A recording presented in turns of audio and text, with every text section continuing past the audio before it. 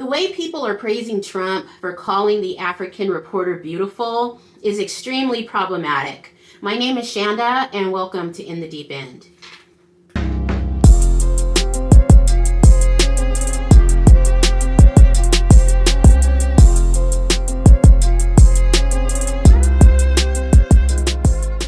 And I shouldn't say this because it's politically incorrect. She said, she's beautiful, and you are beautiful.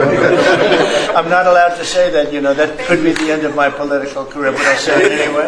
But you are beautiful, and you're beautiful inside. So I wish I had more reporters like you. You covered Africa for a long time? Yes, for over 10 years. Wow. I covered even your first administration. Yes, I know that. That's great. Well, thank you. That's so nice that you said Thank that. you. Appreciate it. And I have one more question. So before this video segment begins, I couldn't download the entire video, but the link is in the description box if you're interested in watching it in its entirety. What you don't see is Trump saying this person has something to say and please begin. Well, she stands and then Trump invites her up to the desk to speak. She begins to tell him about her trip to the Republic of Congo and how the people there know the name Trump, that being the United States president, and they believe he will bring peace to their conflict, and they are oh so very grateful, etc. Do you really think he would have invited her up to the desk if he didn't think she was attractive or knew that she was going to sing his praises? But the disturbing part for me is I have been seeing lots of videos on TikTok, YouTube, Instagram praising Trump for this comment, primarily from Black creators. It's so sad to me because we have been conditioned to accept disrespect if it comes dressed as politeness or praise. This statement would have been acceptable if it was in a social setting like a party or some other sort of social event. However, saying something like this in the context of a professional setting, especially during a televised political press conference, is demeaning and diminishing. He didn't acknowledge her questions. He reduced her to her looks, reinforcing the idea that women exist to be looked at and not listened to be relegated to aesthetics instead of professional merit. It was patronizing and dismissive. He was ready to end the conversation before she had gotten answers to her questions. Did you guys hear her say, well, I have another question? It just reinforces how women are fetishized and tokenized rather than respected as professionals and intellectuals. When someone like Trump, with a known history of disrespecting Black women, suddenly uses a compliment like beautiful toward a Black woman, especially in a public setting, it often serves their own image, not the dignity of the woman being addressed. And when the audience chuckles and laughs lightly, it reflects how easily society accepts crumbs of decency instead of demanding real accountability and consistent respect. This performative flattery isn't a breakthrough moment, it's a tactic. And I think a lot of people confuse it with progress because they're not the ones who have endured the degradation.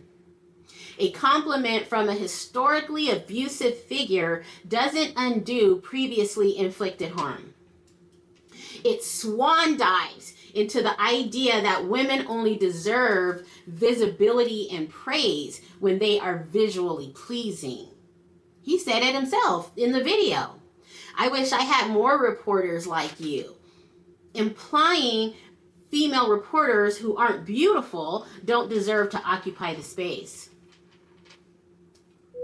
I mean, to the women out there, imagine this and tell me how you would feel. You spend weeks researching, preparing your thoughts, anticipating questions and crafting thoughtful responses. And you show up ready to contribute to the situation with the President of the United States, no less. And you speak up, expecting your questions to be recognized and answered. But instead, the most powerful person in the room brushes aside your efforts and says, "Someone said you were beautiful, and you are.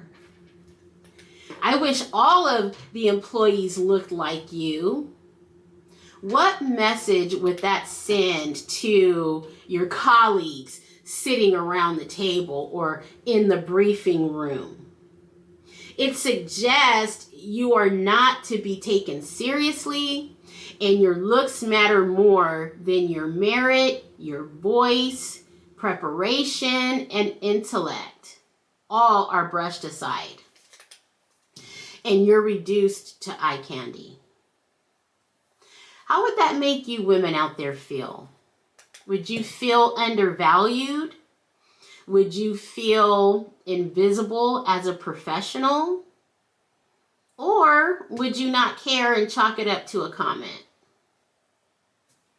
I know some women might feel so disrespected, they might make a beeline for the Human Resource Department to file a complaint. If the most powerful person in the room treats you like that, it opens the door for others to do the same, to ignore your contributions, speak over you, or sexualize you, instead of respecting you as a professional. In this Me Too era that we're in, this behavior is dangerous and affirms the violators. It blurs the lines between professional respect and sexual objectification, which is exactly what the Me Too movement fights against. And I know a lot of people out there are Me Too'd out, but this is why. Instances such as this is why Me Too exists. You know, some might say, "Shanda, you are making way too much of this. It was just a compliment." Some might say that. But looking at this as a whole, instead of an isolated incident, is why I have this opinion. Let's not forget what Trump really thinks of Black women. Just to name a few incidents, Trump labeled Congresswoman Jasmine Crockett as low IQ and a lowlife. He called Representative Maxine Waters an extraordinarily low IQ person, called her a crazy woman, and mocked her intelligence not once, but on multiple occasions. Trump told CNN journalist April Ryan to sit down and called her a nasty woman and a loser. He also implied she was too aggressive, a far too familiar trope used against Black women. Trump said Congresswoman Fredricka Wilson was wacky and a liar. He said, what is this lady? The New York Attorney General Leticia James, crazy, racist, and corrupt.